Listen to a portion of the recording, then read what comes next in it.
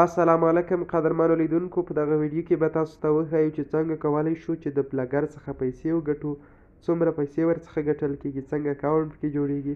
نو دغه مکمل کورس به ستاسو لپاره ریکارډ کیږي او څنګه په ګوګل سرچ کنسول کې دغه خپل ویب سایټ اضافه کولی شو، ښه ټرافیک څنګه ورباندې راځي.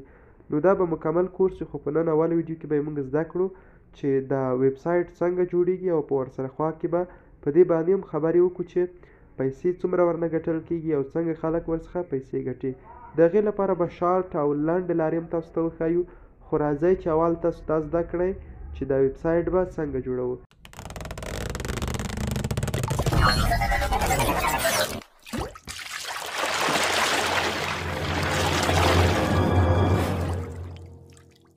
تاسو به راشئ کروم براوزر ته. په کروم براوزر کې به تاسو ورته ولیکئ چې blogger.com یا بلاګر ساین اپ که ورته ولیکئ دغسې به هم ښه وي، خو هر څه چې تاسو ورته ولیکئ تاسو ته دغه صفحه چې ده راخلاصیږي یا ساین ان دا به ورته ولیکه بلاګر ساین ان. بیا به راشئ په دغه اول ساین ان په دې باندې به تاسو کلیک وکړئ. کله چې تاسو په دغه ځای باندې کلیک وکړ نو تاسو ته اوس یوه صفحه راځي، دغه فورم او دا هر څه به تاسو ډکوئ. اول کې به تاسو نه غواړي چې تاسو یو جیمیل ورته انتخاب کړئ، داسې یو جیمیل چې تاسو سره اکټیو په موبایل کې د هر وخت لپاره وي، ځکه که چیرې تاسو څخه د ایمیل ډیلیټ شي یا درڅخه ورک شي نو ستاسو ویب سایټ هر څه له منځه ځي. اول به تاسو راشئ چوز ا نیم فور یور بلاګ. دلته تاسو دغسې یو نوم انتخاب کړئ چې هغه ورته چې هغه تاسو نه مخکې چا نه وي کارولی. هڅه وکړئ دغسې نوښت کې وکړئ او ښه نوی نوم ورته انتخاب کړئ، ښه جمعي نوم ورته انتخاب کړئ څو اورېدونکي او ټرافیک ښه ورته راجلب شي. نو زه ورته لیکم چې لرن ویت احسان. تاسو هم کولی شئ دې ته ورته نوم ورکئ. بیا به تاسو په نیکسټ باندې کلیک وکړئ. دلته به تاسو خپل هغه ادرس ولیکئ. دلته هم زه ورته لیکم چې افغان میډیا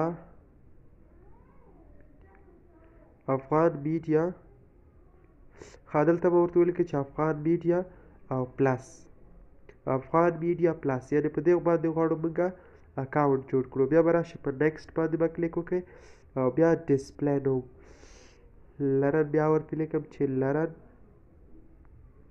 ویت احسان. دغه نوم به ورکړ په دغه ځای کې او بیا هم راځو په فینش باندې کلیک کوو، یعنې دغه به فینش شي، پای ته به ورسېږي او په دې باندې پروسیسینګ روانه ده.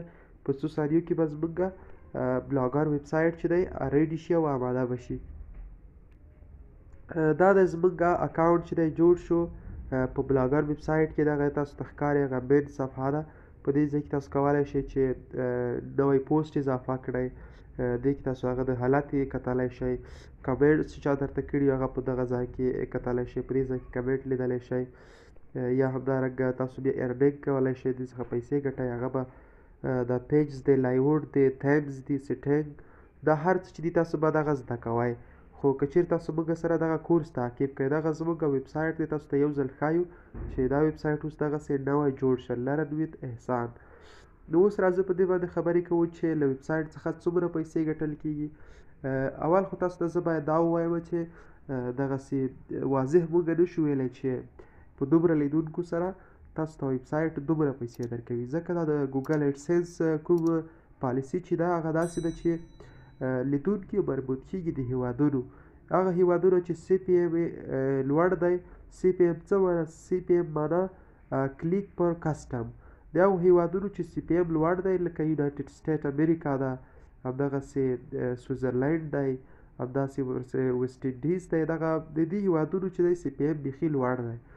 خو د افغانستان شو، پاکستان یا د سعودي عرب، د دې هیوادونو سی پی ایم یو څه ښکته دی. خو بیا هم که چیرې تاسو کار پکې وکړئ، ډېر ټرافیک او ډېر لیدونکي ورته راولئ، په دغو هیوادونو کې که چیرته ستاسو کتونکي وي بیا هم تاسو کولی شئ چې ورڅخه ډېرې زیاتې پیسې وګټئ. دا خبره کلیر شوه. کیدای شي تاسو ته د یونایټډ سټیټ څخه یو کس راشي او ستاسو په پوسټ باندې کلیک وکړي او دا هغه کوم اعلان چې ورته راځي او ایډس چې ورته راځي په هغه باندې کلیک وکړي. کیدای شي تاسو ته $15 په یو وار سره جمع شي یا کیدای شي $3 درته جمع شي. که چیرته افغانستان نه کیدای شي یو 10 کسه راشي ستا په پوسټ باندې کلیک وکړي امکان دې ولري چې تا ته یوازې $2 په 10 لیدونکو جمع شي. نو دا ټرافیک د هیوادونو مربوط کیږي. نو که تاسو کار کې وکئ کنټینیو او دغه پوسټونه بیا کاپي کئ هلته یې شیر کئ په فیسبوک کې نو تاسو به ډیر زیات ارننګ پکې وکئ. نو دا چې دا ډیر خلک یې استفاده کوي او دې کې به تاسو پوسټونه کوئ. د پوسټونو لپاره به تاسو ته زه یوه داسې طریقه وښیم چې تاسو به صرف هغلته به موضوع ورکوئ، تاسو ته به پوسټ درکوي هغه به ورڅخه کاپي کوئ، ذاتي په همدې کې به یې تاسو اپلوډ کوئ یا به یې پوسټ کوئ. نو دا ډېره اسانه خبره ده، تاسو کولی شئ چې کار پکې وکړئ. او بل د عکس ډیزاین شو، عکس په اسانۍ سره تاسو کولی شئ ډیزاین کړئ. د ګوګل نه ورته ټولز راواخلئ او په پکس لیب کې یا په کین ماسټر کې تاسو کولی شئ هغه تامبنیل یا عکس ورته ډیزاین کړئ. نو دا چې دا ډېر اسان دی، تاسو کولی شئ چې په کم وخت کې یا د کم وخت په مصرفېدا سره وکولی شئ چې له دې لارې څخه ارننګ وکړئ.